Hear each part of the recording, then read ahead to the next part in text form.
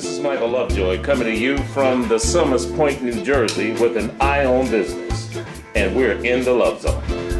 And you'll never guess who we got here in the Love Zone once again this evening.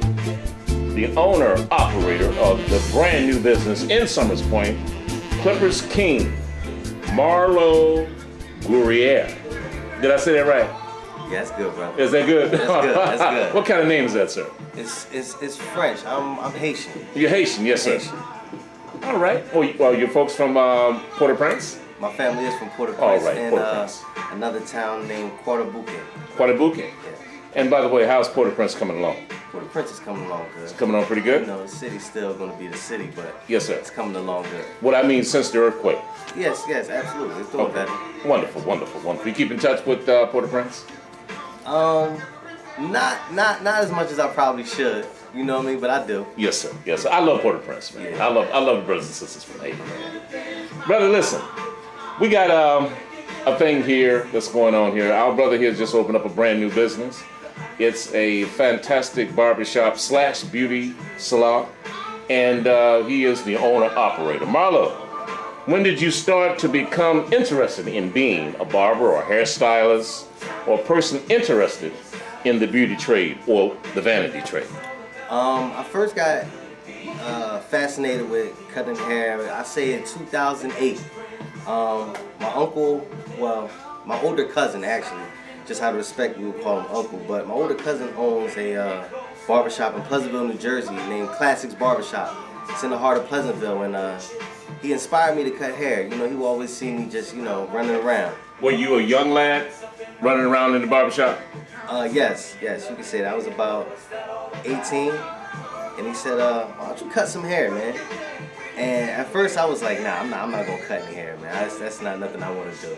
But I had to sit back and take a look at who was telling me this. Like, I watched this man go from rags to riches, and I didn't see anything wrong with it after a while. So I just took heed to it, and I've been clamping down on it ever since. So that mantle of rag to riches, you watch a man go from not having to having, correct? Absolutely. So would you suggest that this is a pliable trade for other young folks to get involved in, the barbering business? Absolutely. Like, this is a limitless, this is a limitless trade. You know, I'm like, it's nothing you can't do with this. You can use this and branch off to this or branch off to that, but cutting hair is a necessity that is needed every day.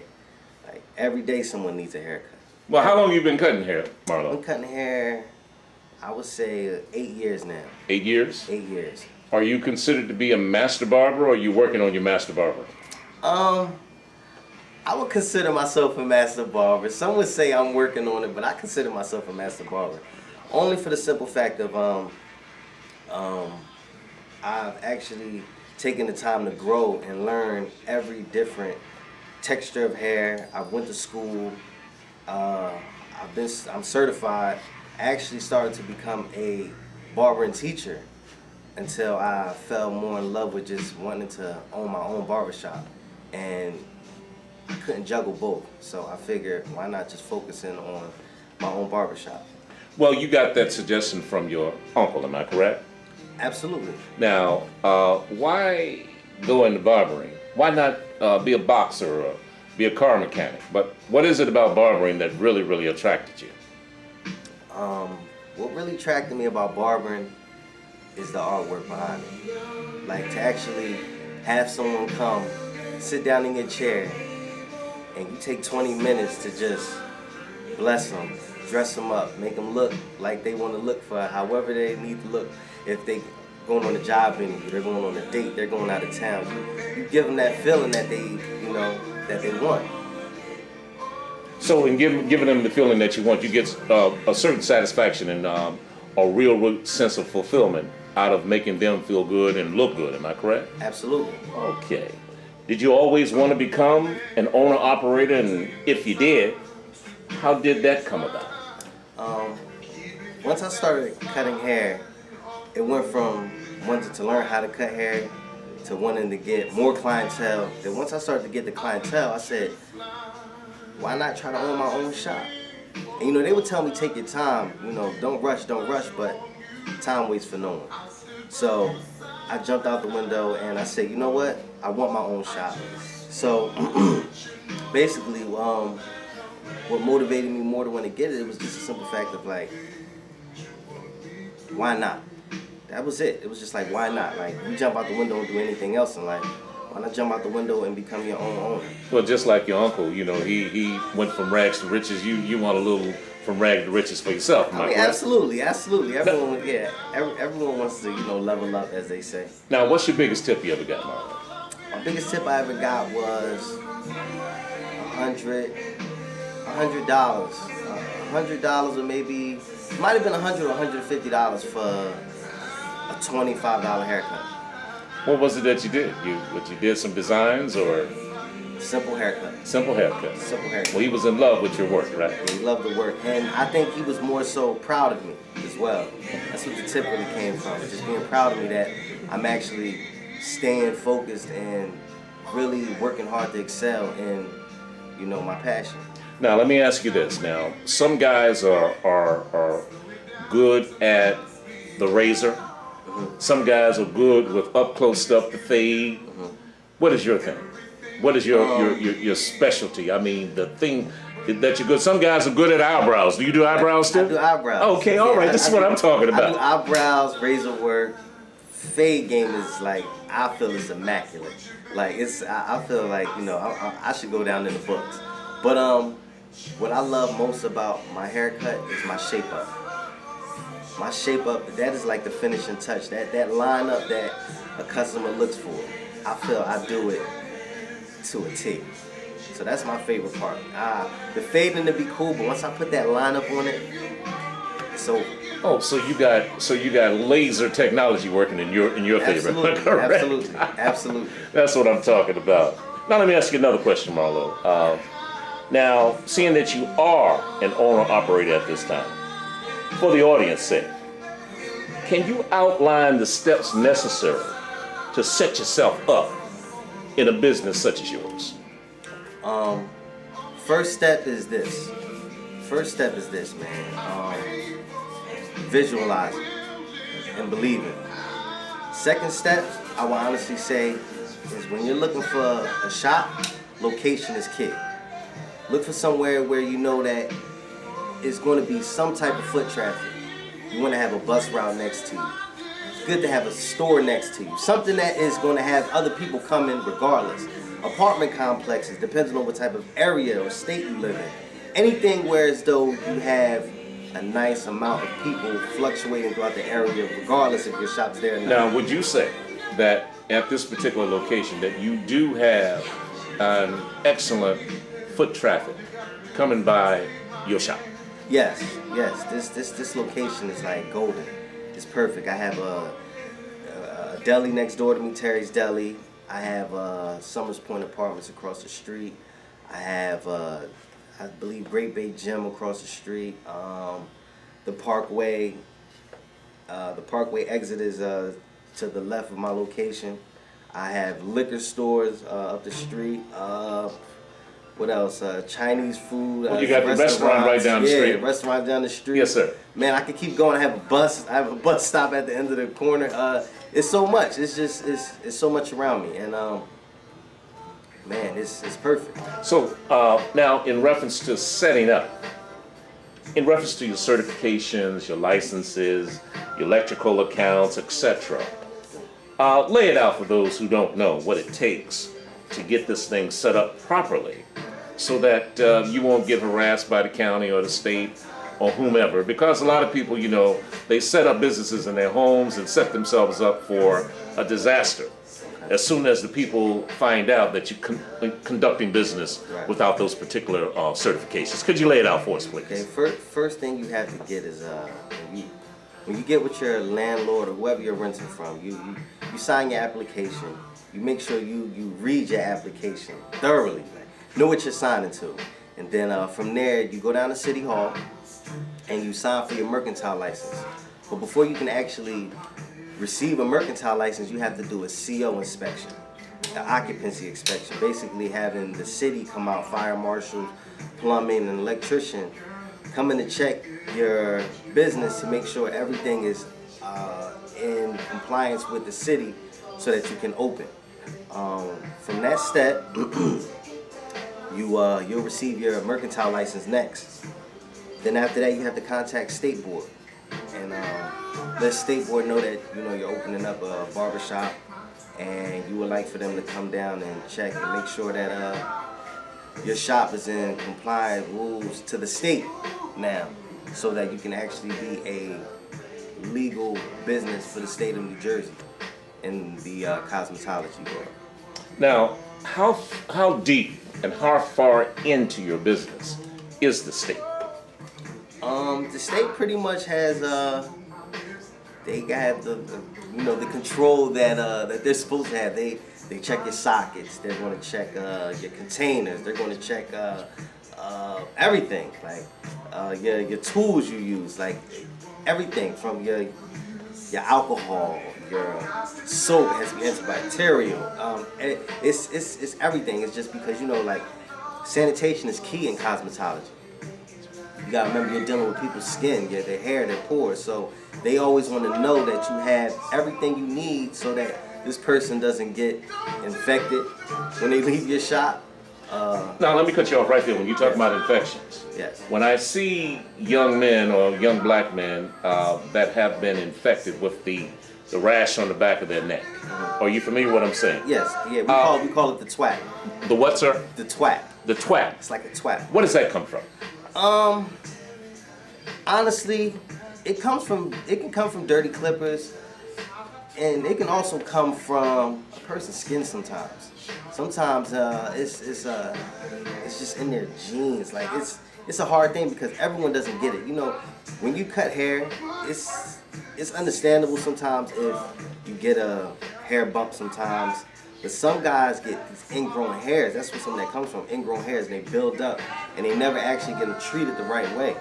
So now they have to go through a doctor, and sometimes they get steroid pills to actually bring down the swelling or whatever. But a lot of that comes from like ingrown hairs build up, and guys, not really maintaining their skin the way they should. Absolutely. Now I'm listening to you, and it sounds as though you might be accredited in dermatology in some essence. Is that correct, sir? Yes, yes. We learn that as well. Okay. We learn that as well in cosmetology school. Well, you know the history of barbering, right? Absolutely. The barbering, for us was pretty much where we went to the watering hole and we got fed and we ate, when we drank, and we lied a little bit, and a few other things. A gathering place for the brothers to get together and chop up things. You know what I mean? Right. Is that pretty much an area that hopefully your particular business would grow into being? Yes, the barbershop is going to always be the barbershop. Like, the key to barbershop is this is the resting nest for a man to come and get his pampering, relieve his headaches he might have with this barber. Sports talk, like this, the barbershop is the barbershop, and this is the feel that I want to bring to this area. This area has never had anything like I want to bring. So I want to bring that diverse yet urban feel, clean, classy, but still barbershop. And when I say barbershop, anyone that has grown up in the inner city or just any type of neighborhood where the barbershop was the spot, you go there, you can watch the games, sometimes they have a fight party, just, the barbershop. I want to keep that same feel. Now, is this similar to Ice Cube and Cedric the Entertainer on Barbershop? Barbershop, exactly. Exactly, that feel. Oh, that's what I'm talking about. Listen, we're going to take a break.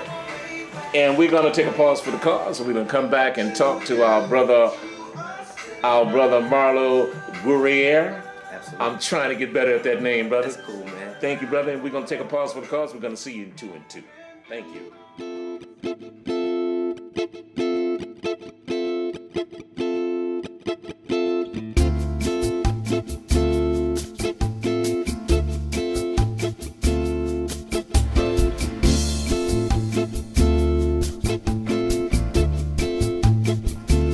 Welcome back to the Love Zone, ladies and gentlemen. We're here at What's the name of your barbershop again?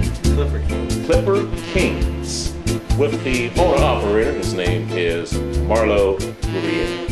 Thank you, Marlow, for coming back once again. We are here in Summer Point, New Jersey. It's a beautiful day. It's about 90 degrees outside, but it's nice and cool in here. Marlow, I got another question to ask you. It's your desire to have a business and a community interaction. Am I correct? Absolutely. And you want to connect with the people in and around this area. Could you expound on that a little bit more about your ideas and what it is you like to do with the community? Well, let alone with having a grand opening, every year I'm going to be doing a back-to-school drive. Basically, we'll be giving out free haircuts, drawstring book bags with the Barbershop logo on it, pencils, paper, and just a day of fun for all of the kids throughout the Summers Point area. So they can come and just relieve a little bit before they go back to school. And another thing I would like to do is my next big move I would like to make as far as with the barbershop in the community, I would like to do a summer league. Something like a basketball team or a flag football team. Consists of maybe 4 teams, but just basically like I would like to get a few of the self-owned businesses like myself throughout the area so we can come together and make like a small sponsorship for these kids in the summertime. Give them something else to do besides just run around the neighborhood, because with being a figure in your community, it comes a lot. You got to be like a mentor and everything. So that would just have us come together with the youth around here and always let them know that they have people that they can come to in the neighborhood or small businesses in the neighborhood that they can come to and what's the word I want to use? You want to become a pillar in the community. Right, like a pillar in the community. Absolutely. I'm trying to look for the right word, but you know what I mean? So somewhere that they can always come back to because I know. Let me ask you a question. Now, Okay. in reference to that, you were saying about doing the back to school thing Right. and doing the free haircuts and everything. Do you think that it could be a community thing in reference to other barbers that would kick in to do the same thing on the same day that you're doing it?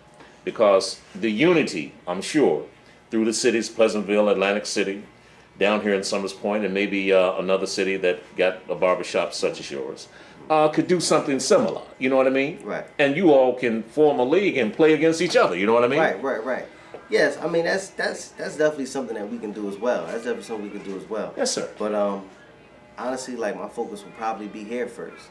The simple fact that this is where I'm located at. Like I'm here in Summers Point, and it's a lot of us that have nothing out here.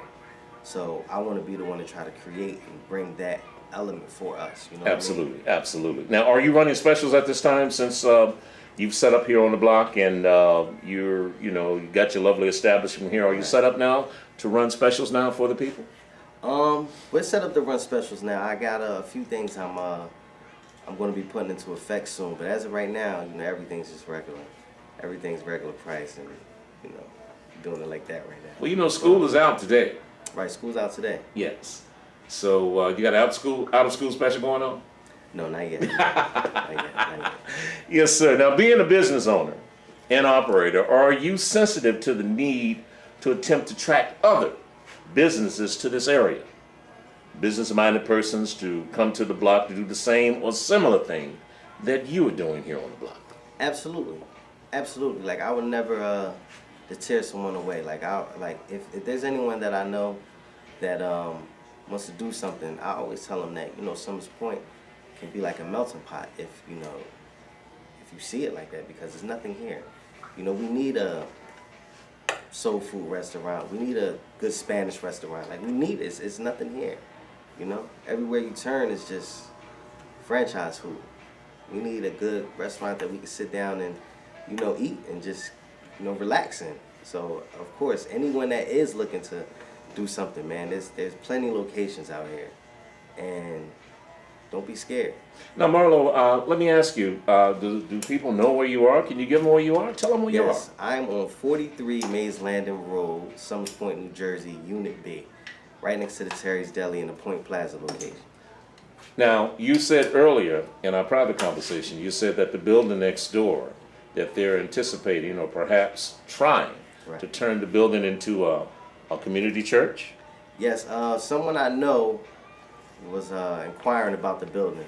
Originally, they were saying it was going to be a daycare center, but I don't think that's going to go through. So I actually know someone that inquired about it. So hopefully, and it'd be nice if they do actually get the location and they have their church to the left of my unit. Okay, now what has been your reception like down here in the area? Seeing that you've been set up here for approximately 4 weeks or a month, since you've been open since that time, what's your reception like? Reception, I'm not even going to sugarcoat it, man. It's love. That's the word I want to use. Yes, sir. I appreciate the community to the most. Like, they've been coming by and they've been actually supporting the business like crazy, man. And I appreciate Summers Point for that. I appreciate the people of Summers Point, Ocean City, and Memorial that have been coming in, and the EHT as well, because EHT is like 5 minutes down the road. So I appreciate everyone that has been coming through, and I want to see more of you and more of the people of those areas, because you know Clipper Kingz isn't going anywhere. It better not. You're established now, ain't that right, Sam? Yes, sir. Now, let me ask you this for the audience sake now. You know, seeing that you're a young entrepreneur, owner, operator, you have great ideas, you have great inspiration. Can you lay out for the audience about your philosophy of doing business and the most important thing of staying in business? Well, I'm gonna touch on staying in business first. Staying in business, pay your bills, man. You know, come to work hard, pay your bills. That's key. Keep your lights on. You know, that's how you're gonna stay in business. Please the people. Now, let alone with paying your bills, this is the aspect of this is my philosophy on doing business.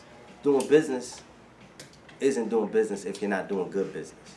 So the key is doing good business. When you do good business, people appreciate that and they come back. Please explain what is good business. Good businesses create having a clean environment for them to come to, clean bathroom, clean floors, you know, clean barber stations. This is good business. Lights. If you can, provide refreshments for your customers. Good parking. The front of your shop is clean. Like, this is all good business. The way that you speak to them, you greet them when they come in. Good afternoon, good morning. You shake hands if they want to shake hands. You just create a loving environment for them to always come back to. This is a part of good business. Let alone with that, you give a good service as well. You give them a good haircut. You give them a good shave, good eyebrow work. Anything that's good to make them come back. This is what's going to help you keep your lights on. Keep everything else flowing. So good business is ground. And of course, keep your money coming in. Absolutely. I knew you was going to leave that last, bro. As long as it's green, right? As long as it's green. All right. Now, I see that you have women doing business here in the salon here also. And when you have both sexes being served, what is that dynamic like? Having men getting served, having women getting served, having children partaking of your services. What is that like?